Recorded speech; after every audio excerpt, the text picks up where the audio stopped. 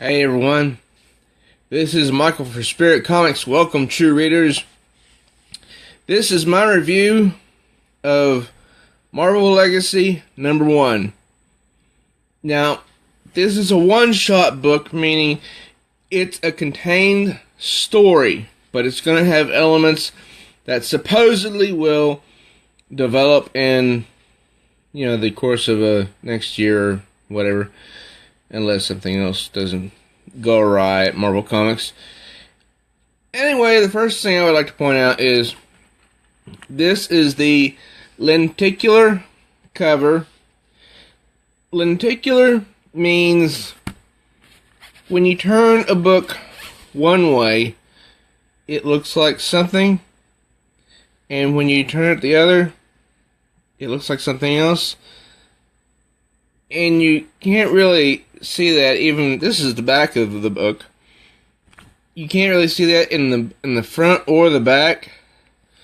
The cover isn't bad, but this is Action Comics number 989. Now take a look. Look at this. 1 minute, it looks like Superman. The next starts to look like a different figure.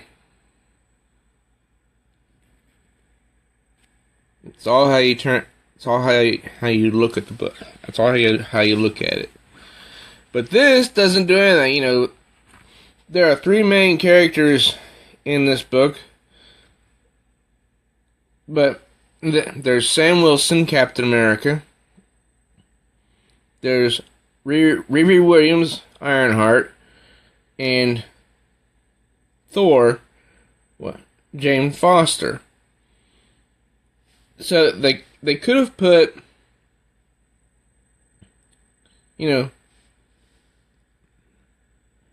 Jane Foster, Riri Williams, and Sam Wilson, Captain America here, and then had the book so when you turned it one way, it looked like Riri, Sam, and Jane, and then when you turned it the other way, it looked as if it was Tony Stark, Steve Rogers, and the real Thor. But they didn't do that, so let's get on to the story, even though the cover is not too bad. Now this opens up, it says 1 million years ago. This book is what I call a Trojan horse. And I'm not going to get into the story, really, because this is starting 1 million years ago, because there will be a book coming out sometime, I think this year, called 1 Million BC Avengers or something like that. And anyway, the art is not too bad for this type of setting.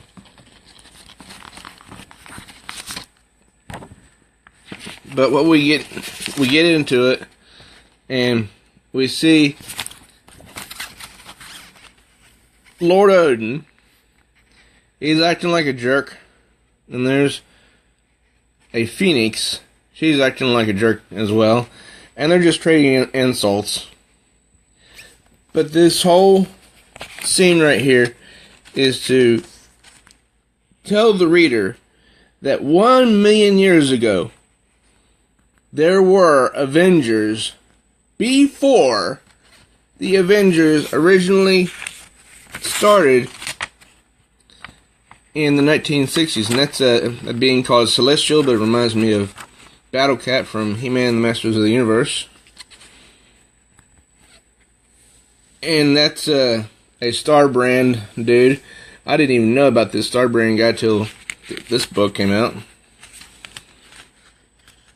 And so they were fighting that Celestial, and then it goes to the modern day. This is a guy who will become Ghost Rider. Looks like he's strung out on drugs, really. And there's a police officer asking him, dude, what's going on? He has no idea how he got down here. I think this is South Africa. So he speeds off. Then he runs into the current day Starbrand, who speaks in riddles throughout the entire story. So it's difficult to understand what in the world he's talking about. But then the guy who just drove off, he turns into Ghost Rider, or at least a modern version of Ghost Rider. Now the art for the fight between these two, it's not too bad, but it could be better. And I don't know what this place is called, so I'm not even going to try to pronounce it.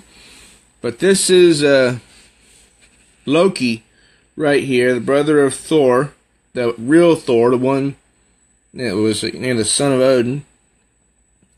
And he's telling these frost giants there's a crate in the world of man that he wants them to go get. And so he sends them through a portal so they can go get the crate. And now we're at a shield storage facility, and these men in black are telling these soldiers, what they need to do. And all of a sudden, there's the frost giants. They invade. And all of a sudden, we see the hammer of Thor burst through. And it's Jane Foster, female Thor, along with Sam Wilson, Captain America. And they come in to defend the soldiers, to beat off the frost giants. And all of a sudden we see Riri Williams show up, and she says something so stupid, in my opinion. She says, "Hey, sorry I'm tardy. Got a bit lost in some, let's just call it super science and move on." What is she? A middle schooler? I mean, I know she's like 14 or 15, but my gosh, she's got to have some more maturity than that. That's just my thinking, anyway. And then she keeps on, and then we switch over to this diner. This is the real Captain America, Steve Rogers, because you can see his shield right there. He's just trying to keep a low profile, and he's listening to a news broadcast about himself. The newscaster is asking, "Where's the real Steve Rogers?" Because we need Captain America. Now in the next page, we just went into this one page is where we see Steve Rogers. Then the very next page, boom, a new location. This is Asgardia. What in the world is Asgardia? I know that Thor comes from Asgard, but what's Asgardia? And here we see Thor, Odin's son, the real Thor, getting drunk. And then they tell us about some some god from Asgard who just killed himself, and says a Mangog is going to come. And then we go over, boom, very next page, to a new location, Stark facility in Dover, New Jersey. And then we see Mary Jane Watson. What in the world is Mary Jane Watson doing here? But anyway, she comes in, and she's being told that the body of Tony Stark, which was comatose, is gone. And she's like, how in the world can a comatose body just get up and go? Then, on the next page, it's the fight with Starbrand and Ghost Rider again. And I'm not even going to go through the dialogue because, honestly, in my opinion, the dialogue between these two is pretty strange. And this guy, Starbrand, he's just confusing in what he says. I mean, he talks about the past, like he remembers the past or whatever. And then on this page, we're back in South Africa, where the Ghost Rider ran from. This is the great Cairo region, where there's this is the battle between Starbrand and Asgard. I do have to say that is a nice explosion in that panel. And even though these two are trying to kill each other, basically, or well, literally you could say, this right here is two archaeologists. This one says, "Hey, you want me to stop? You know, because there's something going on." This other, and the other dude says, "No, keep digging." Then we go over to, I'm going to say this is New York City, because this is Deadpool, a character I've never really cared for, sitting on a toilet, talking like he's speaking to a Catholic priest, confessing his sins, and on the outside is the police. And they're yelling like, "We're not your father confessor," and he doesn't listen to them, and all of a sudden they open fire. Hopefully they got him good, because I never really liked Deadpool, just because he was overused. And then we're still in New York, and there's some funny dialogue between Iron Fist, that's him, and Doctor Strange. And let's see, Iron Fist says, "Right, of course it isn't," talking about his defenses. "I hear your refrigerator is no piece of cake either." And Doctor Strange says, "Do not joke about my refrigerator." I like humor, and you know. And then this is the guy who tried to break into Doctor Strange's home, Norman Osborn. Why, I don't know. I was able to get through this once, and that was a long process. I didn't really force myself. I enjoyed it, the read, but it was confusing as could be.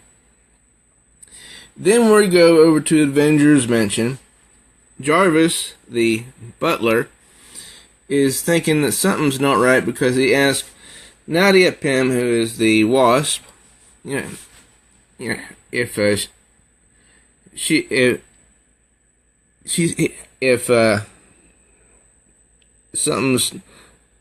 something's okay, or if she knows if anything's wrong, because he says, "I know every brick and stone of this old place, from good memories to bad, and yet, have you ever felt as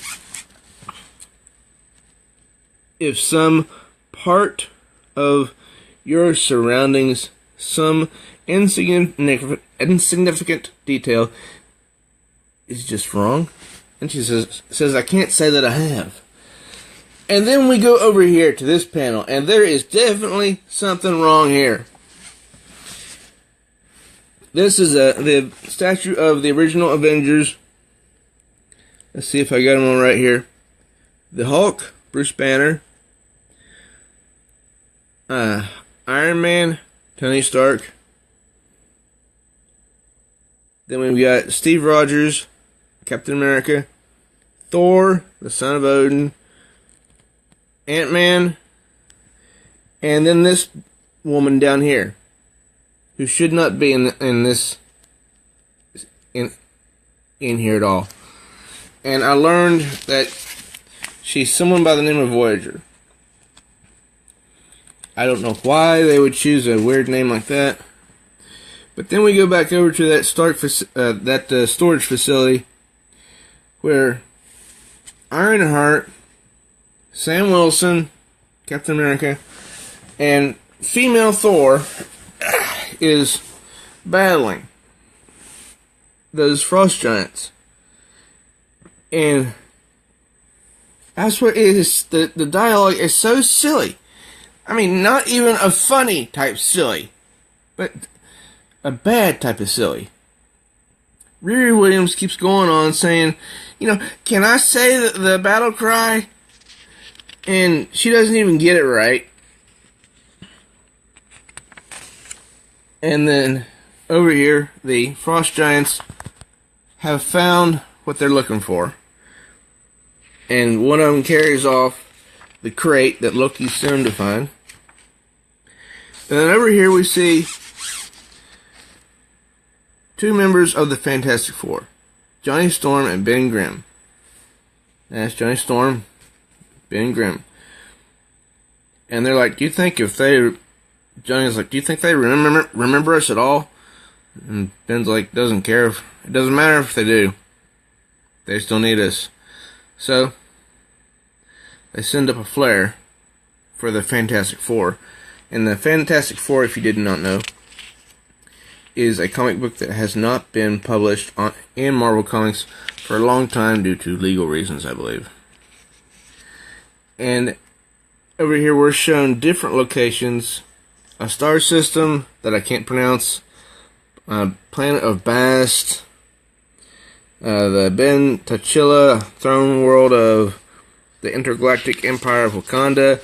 I guess this is where all the places that the flare is seen or something. Then we go over here to the next page to New Mexico. The Alpha Flight Deep Space Monitoring Station. So this woman here is asking this guy, hey, come on, take a break with me. We've been at this forever.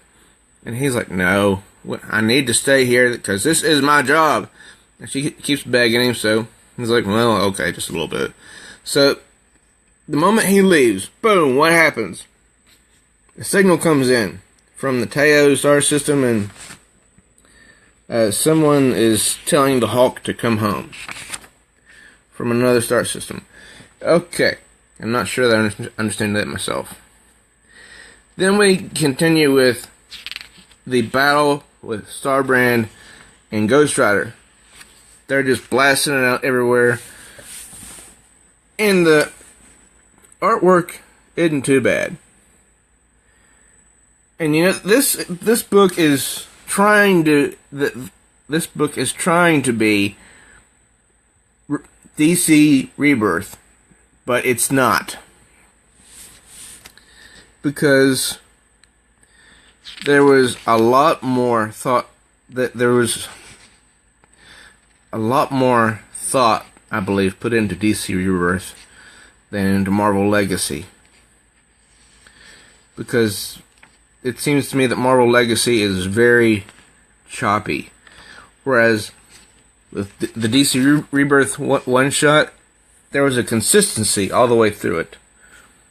Okay, now we're over here, and it's still the battle, I believe, between, it's still part of the battle between Starbrand and Ghost Rider. Then, the Celestial that was buried 1 million years ago is found. Then we're back here with these three. They're just talking away, standing around while these guys are getting away. And then a beer truck comes along and runs over one of the Frost Giants. Now, this comic was $5.99. This right here is the only good part of the book, and really for me made purchase of this book worth it. And because the Frost Giant's saying, "You hear me, human? You are dead." And the guy says, "Nah, not no more. I ain't." Does that sound like anybody you know? And then we see that only one person that does that. And then over here we see Jean Grey, the one that's time displaced, that was yanked out of the past and put into the present. somehow she goes and finds this coffin or whatever that was busted wide open, and she's not drawn really well. I mean, this Jean Grey looks like she's aged till she's, 45 or something. Just look at that face. This Jean Grey is supposed to be a teenager.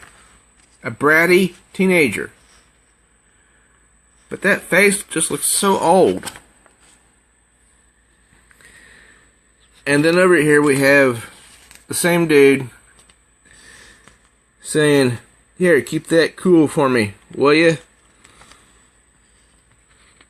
And that he opens up that crate that the Frost Giant stole. And he says, "Hey there, bub. See that light coming out of the crate?" And he says, "Ain't we a hell of a pair?" And it is Wolverine, the real Wolverine, not the old man Logan. I am hoping that the real Wolverine comes back and they get rid of the old man Logan. And then we catch up with Loki, who finds out that the crate has been discovered and he's not going to be able to get his hands on it. Over here we see poor Riri Williams sulking for some reason. And then we see over here a star system, a hand that keeps getting bigger with each panel, and somebody's trying to put their hand against it. And lo and behold, it's two kids. Fantastic Four kids. Children of Sue Richards and Reed Richards. That I had never heard of before now.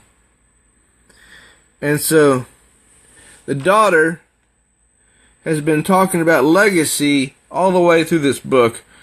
Like as if she was on the earth, watching each one of these characters go through their trials.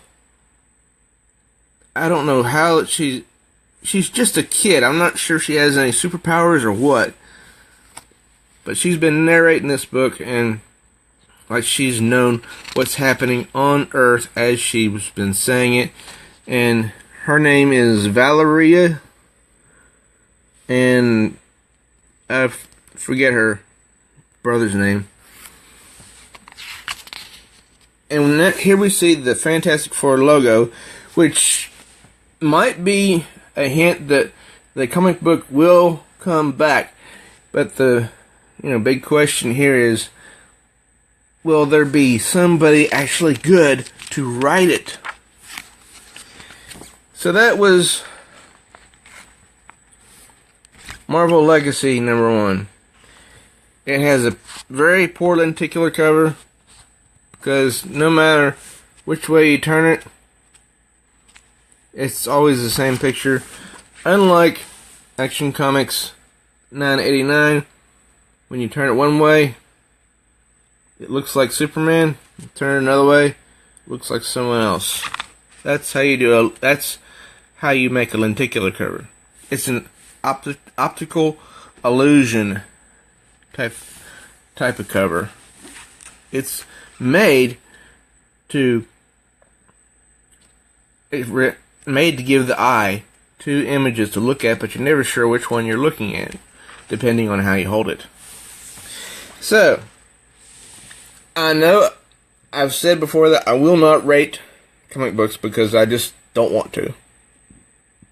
But would I recommend buying this? Not really, because it's not that great a story. And I have a feeling that you can still understand what's going to be happening in the Marvel Universe in the year to come or so. Well, true readers, that's all for this review. I am Michael for Spirit Comics. Please do subscribe to the channel and smash that bell so you'll be notified of all future uploads. And don't forget to drop a like on this video and share with others so they will know about Spirit Comics as well. Till next time, true readers.